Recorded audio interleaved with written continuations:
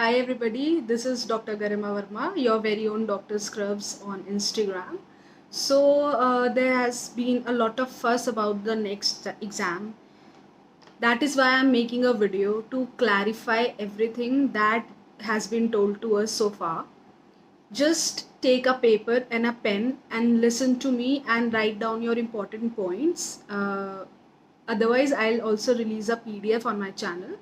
Just stay tuned and listen to the video till the very end. And this is for everybody from batch 19, batch 20 and before, and also for FMGs.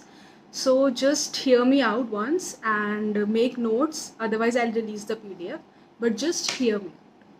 Okay, so next exam. Nobody knows if it is good or bad, but it is what it is, and you cannot change it, at least not by social media storming. So just don't get into this storming session, cancel next or postpone next or whatever. Just accept that next is going to happen, and 2019 batch will be the first batch to appear in it. So panic hona is very obvious. You guys will get panic, but accept it and work for it. So why am I making this video? Because I know you all are anxious and you want reassurance कि सब ठीक हो जाएगा. तो believe me, सब ठीक हो जाएगा. Everything is gonna be alright. Change is never easy, but you have to accept it and move forward. So 2019 batch. I know you guys are most confused because nobody has given this exam yet and nobody knows what is going to happen. Everybody is confused. But think this through. Everybody is confused. किसी को कोई idea नहीं है, ना तुम्हें ना मुझे ना जो एग्ज़ाम दे चुके हैं वो, ना फैकल्टी. nobody knows कि कैसे एग्ज़ाम होने वाला है. सो सबके लिए नया है, सिर्फ तुम अकेले नहीं हो जिसके लिए नया है. तुम्हारे साथ वाले जितने 19 बैच के स्टूडेंट्स हैं ऑल ओवर द इंडिया, सबके लिए ये एक नया ही है. तो अगर तुम थोड़ा बहुत भी पढ़ लोगे अच्छे से, जैसे नीट पीजी के लिए पढ़ते थे या कुछ भी करते थे, और इस एग्ज़ाम में अपीयर हो जाओगे तो अच्छे से हो जाएगा. एटलीस्ट बिलीव मी, हो जाएगा. But you can not control कि कैसे एग्ज़ाम पैटर्न पे क्या होता है, क्या एग्ज़ाम पैटर्न होता है. What you can control is how you study. So basically you just have to make a schedule for yourself and remember that you have to study. Final year में you have to study for your final year theory exams. तो same way में अगर theory की जगह MCQ हो जाएगा and उसी test से तुम्हें PG सीट भी मिल जाएगी, तो तुम ये सोचो ना, तुम्हें 2 की जगह एक ही एग्ज़ाम देना पड़ेगा. तो it could be a good thing. Like I am telling कि change is never easy, but you have to accept it and move forward. ठीक है. तो in final year only you finish your final year subjects plus ENT and ophthalmology because they will make the chunk of the exam. So just avoid all the chaos, pull yourself together and focus on what you can do. So next will be a licensing exam, final prof theory exam and entrance exam for PG. And 28 July will be a mock next test. जो my advice for all final years would be to just appear in it. ये मत सोचो 2000 रुपये का है, अब है तो है, you can't change it. ठीक है, वो 2000 से 200 रुपये का नहीं करेंगे, you know it. So just appear हो, चाहे तुम्हारी प्रेपरेशन है या नहीं है. इससे तुम्हें पता लगेगा कि एग्ज़ाम पैटर्न क्या होने वाला है. So next one tentatively will be in November 2023 and or May 2024. अभी तक there is no clarity about it. It will soon be cleared in few weeks. I suppose कि उन्हें clear कर देना चाहिए. So next one will be the most important exam. Why? Because it will be a passing exam for final prof, PG entrance exam, plus it will be a quantitative exam. Like MCQ based, you will be rewarded marks in it. It will not be a pass and fail exam. Like next two will be a pass and fail exam. We'll come to it, just hear me out. So next one will be mostly a quantitative exam. Distribution will be clinical based questions will be asked, clinical scenarios will be asked. Then again your PYQs and PYTs are gold standard. Why? Because number one, AIMS is going to conduct it. And अब तक भी यार देखो, there are certain topics जहाँ से MCQ frame होते हैं. बाबा आदम के ज़माने से सेम ही questions आते हैं, सेम ही topics repeat होते हैं. तो at least you know कि ये topic से question आएगा, ये topic तुम्हें करना है. तो it will be problem solving and analytical skills 60 to 70%, comprehension 20 to 30%, and recall based 5 to 15%. Must know will be 60%, nice to know will be 30%, and may to know means rare questions will be 10%. So 60 to 90% of your exam will include PYTs, PYQs. तो अपने previous year topics को as a checklist use करो and उसी के हिसाब से preparation करो. Thorough description चाहिए उन टॉपिक्स का, क्योंकि टॉपिक्स में से कोई भी क्वेश्चन पूछ सकते हैं. फिर तुम ये नहीं कह सकते कि भाई प्रीवियस ईयर तो कुछ नहीं आया. यू नो अ टॉपिक, तुम्हें पता है कि पल्मोनरी आर्टरी हाइपरटेंशन से क्वेश्चंस आते हैं, तो तुम्हें उस टॉपिक के बारे में सब पता होना चाहिए, starting from physiology, pathology, pharmacology. अगर कल को तुमसे ट्रीटमेंट पूछे, नेक्स्ट बेस्ट स्टेप पूछे, तो तुम ये नहीं बोल सकते कि यार ये तो फार्मा का क्वेश्चन मेडिसिन में क्यों पूछ लिया. यही तो एक इंटीग्रेटेड अप्रोच है जो तुम्हें करनी पड़ेगी. ऐसा नहीं है कि तुम्हारे बेसिक साइंसेस से कुछ नहीं आएगा, तुम्हारे बेसिक साइंसेस से आएगा. Basic sciences are called basic sciences because they are the base for your third and fourth prof subjects. So एक इंटीग्रेटेड फैशन में पढ़ो. Suppose you are studying medicine and वहाँ पे तुम कोई एक टॉपिक पढ़ रहे हो, एग्जाम्पल PH ही पढ़ रहे हो, तो उसको इंटीग्रेटेड फैशन में पढ़ो, starting from physiology, pathology, core medicine, diagnostics and radiology and everything, and then end it up with pharmacology. अगर कल को तुमसे कोई at the end of the day तुम एक क्लिनिशियन हो, you have to treat patients. Patient को नहीं मतलब है तुमने कैसे डायग्नोसिस बनाया, क्या कराया, अल्टीमेटली उसको ये मतलब है कि तुम उसे कैसे ठीक कर रहे हो. So that there comes your pharma, that there comes your knowledge, and वही that is what they are trying to implement through NExT, कि तुम्हें क्लिनिकल केस सिनेरियो समझ आए and what next you could do. So डरो मत, it will be good, हो जाएगा. Just एक इंटीग्रेटेड फैशन में पढ़ो, ठीक है. Now there will be medicine and allied, psychiatry, derma and radio. 120 questions in 3 hours. So if you divide 120 by 3, it will be like 40 questions in 60 minutes. That means अभी क्या होता है, अभी नीट पीजी में you get 3.5 hours and 180 questions, and AIIMS में you get 180 questions and 180 minutes, यानी 1 minute per question. If you say now they will be giving 60 minutes for 40 questions, that means कि question की length बड़ी होगी, clinical scenario होगा, तो you need time to understand that clinical scenario. So it will be like more clinical approach, and in-depth knowledge of PYQs and PYTs will be needed. Similarly, surgery and allied, ortho, anesthesia, radio, 120 questions, obs gynae 120 questions alone, peds, ENT, opthal 60 questions each. Passing will be 50% in each paper, not thoroughly पूरा total का 50% नहीं, each paper में 50%. Like अभी तुम final year के अगर theory exams भी देते तो उसमें भी you have to get 50% marks to pass in that subject. तो same thing is here, total का 50% नहीं, हर इंडिविजुअल पेपर में you need 50%. 10% of the paper will be applied aspect of other subjects. So again basic sciences.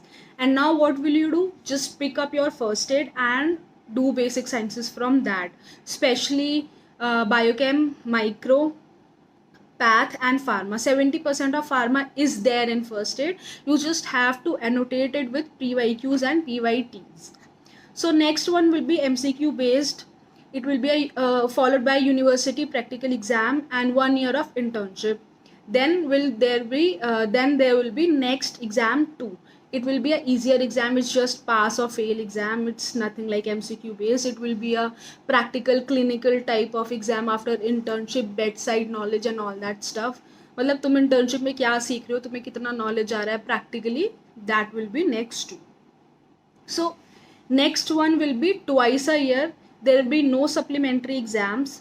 अब now just hear me out. Suppose you pass out internship. अब तक क्या होता है कि इंटर्नशिप के बाद you appear for NEET PG. If you don't get good marks in NEET PG, you drop for an year and then again appear for NEET PG the next year.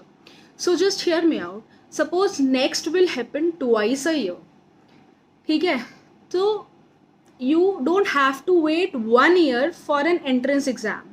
You can give it 6 monthly and then get the seat. Basically that is what I'm trying to tell, कि एक साल रुकने की ज़रूरत नहीं है, एक साल ड्रॉप लेने की ज़रूरत नहीं है. तुमने नेक्स्ट वन दिया मई में और नहीं हुआ तो in again in November you can give next one. So 6 monthly हो जाएगा. सो एवरेज स्कोर होगा या बेस्ट स्कोर होगा, I don't know, nobody knows. अभी तक कोई क्लैरिटी नहीं है. There is no limit on number of attempts and there is negative marking. So this was for 2019 batch. Now for FMGs, I think July 2023 FMG will be the last FMG exam. It might be the last. There is no clarity whether December FMG will happen or not. So for you guys, you have to give next one, then 1 year of internship, and then next two. Give your all in. If you are appearing in July FMG, just give it your all, because this might be the last FMG. Just stop panicking. Take this as your moment to shine. Why? Because you guys will be passing the same exam that IMGs will be passing. So there will be less discrimination. कोई नहीं ये बोल पाएगा कि तुम तो FMG clear करके आए थे, FMG नेक्स्ट नीट के बराबर नहीं है या what ever. Just think about it. तुम भी सेम एग्ज़ाम दे रहे हो जो इंडियन मेडिकल ग्रेजुएट्स दे रहे हैं, तो of course there will be less chances of discrimination. कोई तुम्हें आके बोलेगा कि तुम तो FMG हो, तो तुम अब उसके मुंह पे नेक्स्ट वन का रिजल्ट दे के मारो ना कि भाई क्यों, मैं क्यों FMG हूँ, मैंने भी सेम एग्ज़ाम दिया है जो तुमने दिया है. So this is your movement. More over यार, you guys can also take seat from this exam only. Suppose अगर FMG होता, सो तुम आके पहले FMG देते, फिर 1 साल की इंटर्नशिप करते, then you guys have to appear for NEET PG to get into residency. Now there will be one single exam that will be your licensing exam as well as that will be a PG entrance exam. So एक exam की तैयारी करो, पूरे दिल से करो, बिल्कुल होगा, क्यों नहीं होगा. सो this is for FMGs. Now comes the batch 2020, जिसको हम बोलते हैं थर्ड प्रॉफ पार्ट 1 और third prof minor and batches before 2020. You guys just continue with your university exams. Third prof minor guys, third prof में you are in third prof right now.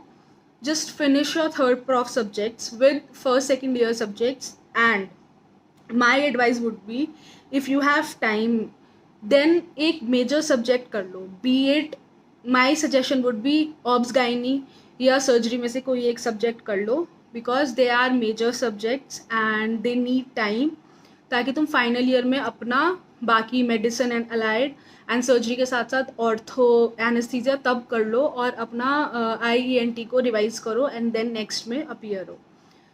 So this would be my recommendation. So tentative time schedule is 28th July 2023. There will be a mock test. Just all final year students appear in that final exam, appear in that mock test and understand कि paper का pattern क्या है. Next one will be in May, November. Internship will start from 1st of July or January. Next two will be a post internship exam. It will be easy. It will be pass or fail. Every 6th monthly it will occur. Now AIIMS Delhi will be conducting this exam. So हम सबको पता है, सब चीख चीख के थक गए हैं कि एम्स में PYQs ही आते हैं. एम्स अपने ही क्वेश्चंस उठा के बार बार देता रहता है. If not the same question, topics repeat होते हैं. जितना मर्जी डिफ़िकल्ट पेपर हो, बट टॉपिक्स रिपीट होते हैं, चाहे कम चाहे ज़्यादा. अगर ज़्यादा टॉपिक्स रिपीट होंगे तो पेपर ईजी होगा और वो सबके लिए ईजी होगा, मेरिट हाई जाएगी. बट अगर टॉपिक्स रिपीट नहीं होंगे तो जो क्वेश्चन नया है वो सबके लिए नया है. ऐसा नहीं है कि वो सिर्फ तुम्हारे लिए नया है, तो मेरिट लो हो जाती है. सो ट्रस्ट मी, एम्स ही क्वेश्चंस करो एंड समझो कि अब तक एग्ज़ाम में क्या क्वेश्चंस आ रहे थे, किस टॉपिक से क्वेश्चन आ रहे थे, और उसी को बेस बना के टिक मार्क करो कि ये टॉपिक मैंने कर लिया, ये टॉपिक मैंने कर लिया, ये टॉपिक मैंने कर लिया. ठीक है.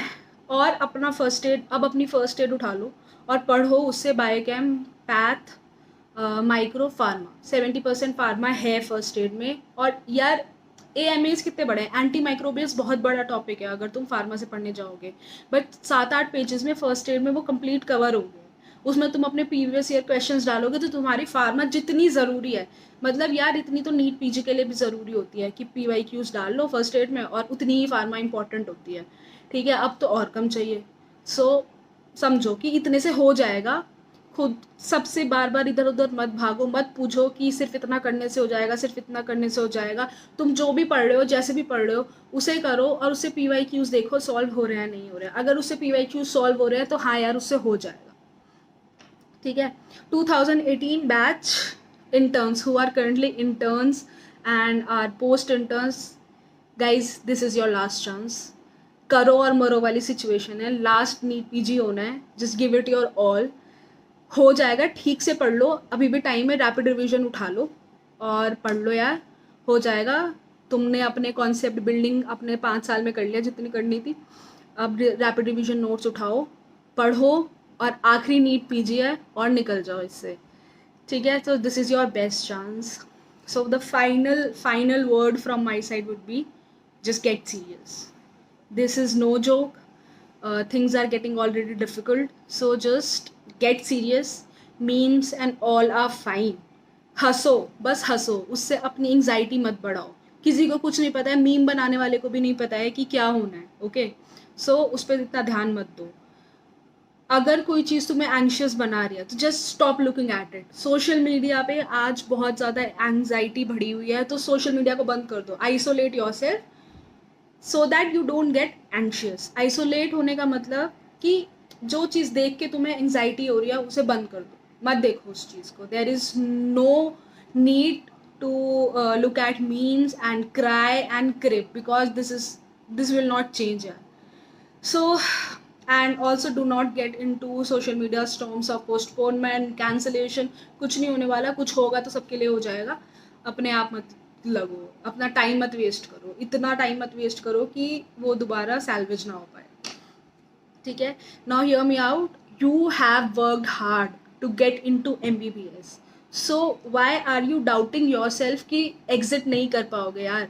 जब एंटर कर लिए तब इतने छोटे थे, अब तो फिर बहुत ज़्यादा क्लैरिटी है कि क्या करना है, कैसे करना है, एग्जिट भी हो जाएगा। Trust yourself. I keep on telling people that mindset is everything. If you keep questioning yourself, तो नहीं होगा, चाहे तुम कितनी मर्जी मेहनत कर लो। But if you keep telling yourself कि हो जाएगा, I can do it, I can do it, I can do it, then one day you will do it. So just मत डरो इतना, ठीक है। You surely can do it. You are a warrior, you are not a warrior. All your guides, all your mentors, all our faculty is there to help you in every possible way. Ultimately, it's all about concept building, your previous year questions, your GTs.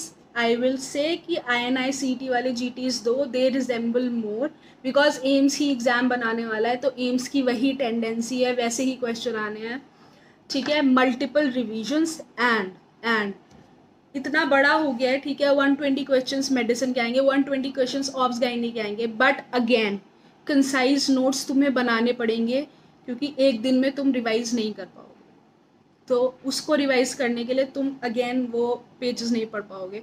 Concept बनाओ, अपना समझो, but अपने आप अपने notes बनाओ, concise notes बनाओ जिसे पढ़ के तुम एग्ज़ाम दे सको, पास हो सको और उसी से तुम PG सीट ले सको। सो nothing has changed, basically just the exam pattern। and एक चीज़ और, what happens is when you have to give one exam for 3.5 hours, ठीक है। तुमने पूरे साल मेहनत की, you worked hard for 1 year and you have to appear in one exam which is for 3.5 hours and that exam will probably decide your future कि तुम्हें क्या रेजिडेंसी मिलेगी, तुम क्या जाओगे। तो it is a very like you feel very pressurized।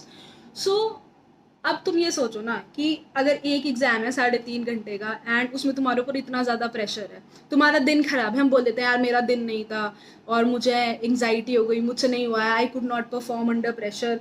अब सोचो ये एग्ज़ाम 3 दिन होगा, एक दिन ख़राब हो सकता है यार, तीनों के तीनों दिन ख़राब नहीं होंगे। So take this moment to breathe, to not panic, and understand that it is not going to change. You have to accept it and you have to work with it. So this is my advice कि एक दिन ख़राब होगा यार, तीनों दिन ख़राब नहीं होंगे। तो things will actually work out to be in your favour. All the very best. डरो मत, जैसे जैसे अपडेट्स आएंगे, we are there for you, our faculty is there for you, everybody is there for you. Just breathe. हो जाएगा. I am reassuring you कि हो जाएगा. Trust me. Okay, all the best. Bye bye.